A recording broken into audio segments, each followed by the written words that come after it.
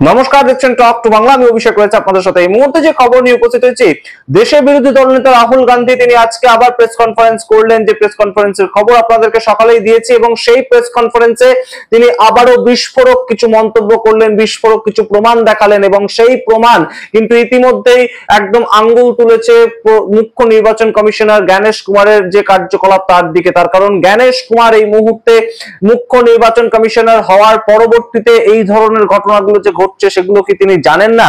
কিন্তু রাহুল গান্ধী বক্তব্য করছেন যে এই সামগ্রিক ঘটনাটা যে ঘটছে সেটা সম্বন্ধে সম্পূর্ণ অবগত জ্ঞানেশ কুমার। শুধু তাই নয়, তিনি ভোট চুরি যারা করছেন তাদেরকে রক্ষা করছেন। অত্যন্ত গুরুত্বপূর্ণ অভিযোগ, ভোট চুরি যারা করছে তাদেরকে রক্ষা করছেন জ্ঞানেশ কুমার, তাদেরকে সাপোর্ট করছেন জ্ঞানেশ কুমার। এই বক্তব্য রাখলেন রাহুল গান্ধী এবং রীতিমতন আগের দিন তিনি যেমন 7ই আগস্ট প্রমাণ দিয়েছিলেন যে কিভাবে ভুয়ো ভোটারের নাম যুক্ত করা হচ্ছে ভোটার লিস্টে, ঠিক তেমন ভাবে তিনি আজকে একদম রীতিমতন প্রমাণ দিয়ে দিলেন যে কিভাবে ভোটার লিস্ট থেকে নাম বাদ দেওয়া হচ্ছে এবং ভোটারদের নাম বাদ দেওয়া হচ্ছে কোন কোন কনস্টিটিউয়েন্সি থেকে, যে সমস্ত কনস্টিটিউয়েন্সিতে কংগ্রেসের ভোটারের আধিপত্যটা বেশি। অর্থাৎ প্রত্যেকটা জায়গা কিন্তু পকেট ভোট হিসেবে পরিচিত থাকে। যেমন পশ্চিমবঙ্গের ক্ষেত্রে মুর্শিদাবাদ, মালদা, এই জায়গাগুলো কংগ্রেসের ভোটার হিসাবে পরিচিত। সেই জায়গা থেকে বিভিন্ন বিধানসভা এলাকার থেকে কিন্তু ভোটার অ্যাডিশন যেমন হয়, ভুয়ো ভোটার অ্যাডিশন যেমন হয় তার প্রমাণ দিয়েছিলেন তিনি 7ই আগস্ট প্রেস কনফারেন্স করে। আজকে তিনি প্রমাণ দিলেন যে কিভাবে ডিলিট হয়ে যাচ্ছে নাম এবং সেই ডিলিট কারা করছে, সেই ডিলিট করার জন্য যাদের নাম ব্যবহার করা হচ্ছে সেই নাম আদৌ সেই নামের সঙ্গে যোগাযোগ করে, সেই ব্যক্তিদের সঙ্গে যোগাযোগ করে তাদের খোঁজই পাওয়া যাচ্ছে না, কিংবা খোঁজ পেলেও তারা বলছেন যে আমরা কোনোভাবে ডিলিট করিনি। এবং সেই ধরনের বেশ কিছু মানুষকে একদম স্টেজে উঠিয়ে একদম রাহুল গান্ধী দেখিয়ে দেন যে এই মানুষগুলো দেখুন এরা সবাই ডিলিট করেছে, ইলেকশন কমিশন তেমন তথ্য দিচ্ছে কিন্তু এরা কেউ বলছে আমরা ডিলিট করিনি। এবং সবচেয়ে ইম্পর্টেন্ট কথা রাহুল গান্ধী বলছেন যে ইলেকশন কমিশনের ভেতর থেকে এমন কিছু মানুষ এখন আমাদের সঙ্গে যুক্ত হয়েছেন যে যারা আমাদেরকে একদম তথ্য প্রোভাইড করছেন। অত্যন্ত তাৎপর্যপূর্ণ এই পয়েন্ট। তার কারণ ইলেকশন কমিশন এতদিন ধরে কিন্তু একটা ইনস্টিটিউশনাল বডি ছিল, তারা তাদের মতন কাজ করছিল এবং তারা একদম সামগ্রিকভাবে এই যে তাদের বিরুদ্ধে ওঠা অভিযোগ সেটাকে নিয়ে প্রেস কনফারেন্স করেছেন জ্ঞানেশ কুমার, আমরা দেখতে পেয়েছি।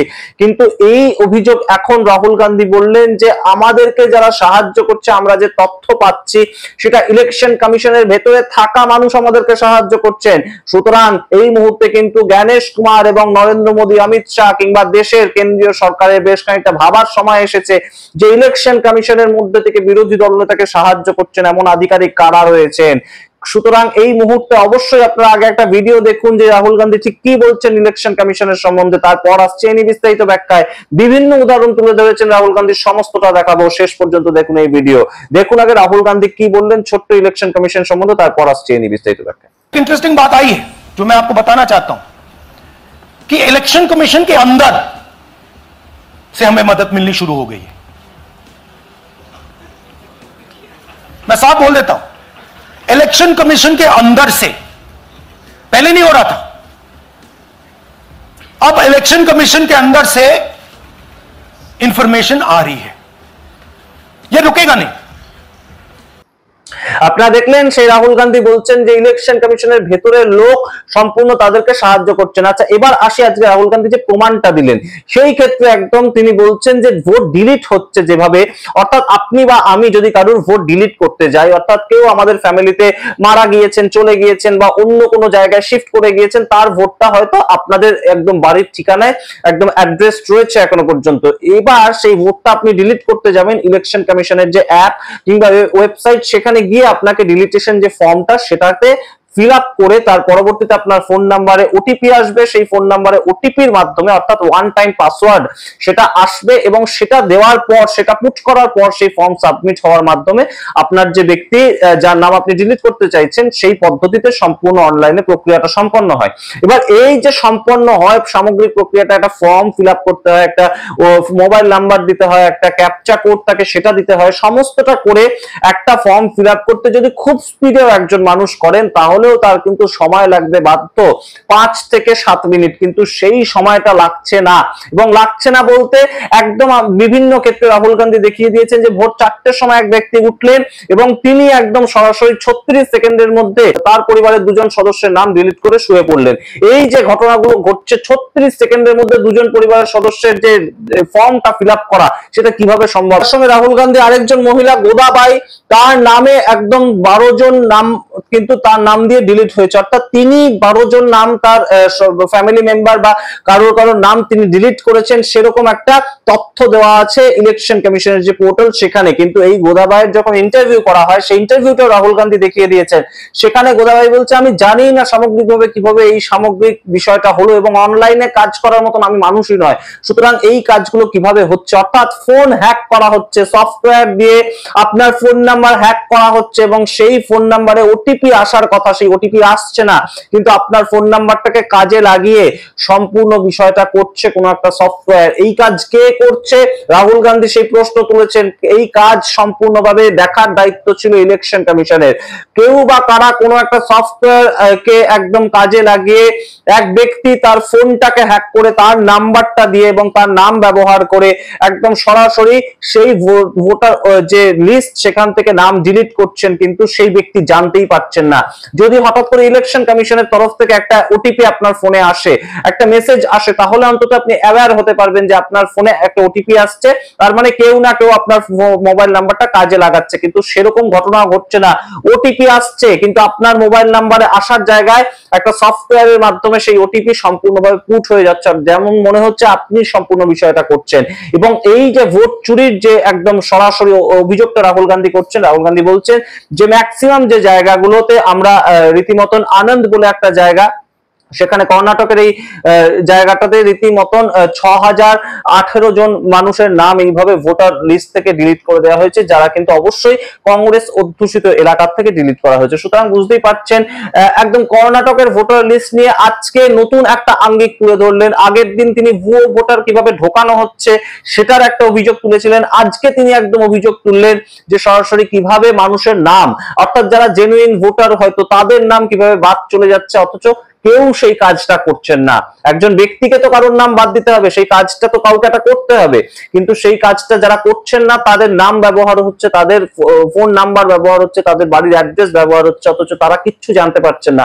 তাদের ফোনে মোবাইলে ওটিপি আসার কথা, সেই ওটিপি তারা দিচ্ছেন না, কিন্তু পুট হয়ে যাচ্ছে এবং তাদের মাধ্যমে যে সম্পূর্ণ ভোটার লিস্ট থেকে নাম বাদ যাচ্ছে, কারোর নামে 2 জন, কারোর একদম 12 জন ভোটার লিস্ট থেকে নাম বাদ যাচ্ছে, সেই সমস্ত কথাগুলো তারা জানতেই পারছেন না। সুতরাং মানুষের যে প্রিভেসি, সেটা নিয়েও তো একটা প্রশ্ন তুলেছিলেন জ্ঞানেশ কুমার, মুখ্য নির্বাচন কমিশনার। তিনি বলেছিলেন যে মা বোনেদের সম্মান নষ্ট হবে।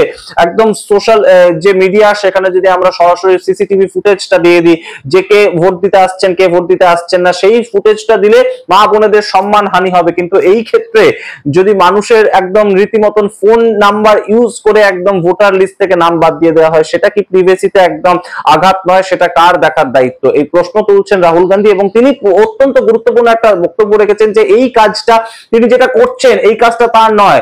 তিনি একজন সাংসদ, তিনি একজন পলিটিক্যাল ফিগার, তার একদম এলওপি হিসেবে বিভিন্ন কাজ থাকতে পারে, তার প্রতিদ্বন্দ্বিতা করার কাজ থাকতে পারে, কনস্টিটিউশনাল বডিতে সম্পূর্ণভাবে আস্থা রেখে ভোটে লড়াই করা, ভোটে জয় পাওয়া, সেগুলো তার কাজ থাকতে পারে, কিন্তু এই কাজগুলো তিনি যে করছেন সেটা অন্য কেউ করছে না।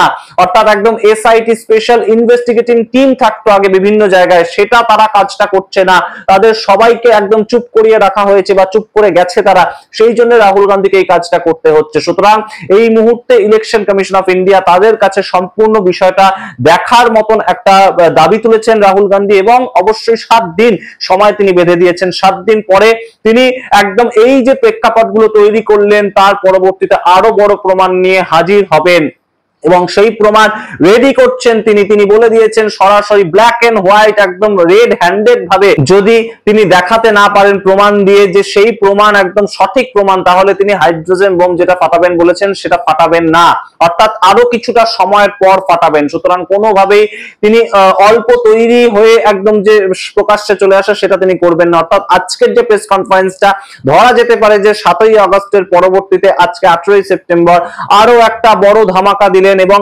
একই অর্থাৎ 7ই আগস্ট যে সিনেমাটা তিনি শুরু করেছিলেন তারই পার্ট 2 একটা তিনি করলেন।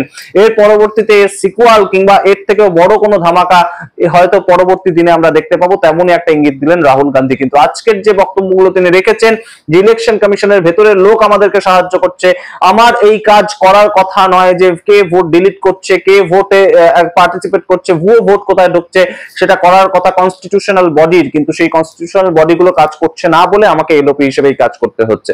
সুতরাং সামগ্রিকতার পরিপ্রেক্ষিতে অবশ্যই কিন্তু আবারও প্রশ্নের চিহ্নের মুখে পড়লো ইলেকশন কমিশন এবং অবশ্যই কেন্দ্রীয় সরকার। আপনারা কি মনে করেন অবশ্যই কমেন্ট বক্সে কমেন্ট করুন। দেখতে থাকুন টক টু বাংলা। এই সামগ্রিক যে প্রেস কনফারেন্স গুলো হচ্ছে এবং রাহুল গান্ধীর যে জনপ্রিয়তাটা, ভোট চোর গাদ্দি চোর, এই যে স্লোগানটা, তার কতটা প্রভাব ঠিক বিহার ভোটে পড়বে, আসাম ভোটে পড়বে, পশ্চিমবঙ্গের ভোটে পড়বে, আপনারা কি মনে করেন অবশ্যই কমেন্ট বক্সে কমেন্ট করুন। দেখতে থাকুন টক টু বাংলা। অবশ্যই টক টু বাংলা ইউটিউব চ্যানেলকে সাবস্ক্রাইব করে দিন। ধন্যবাদ।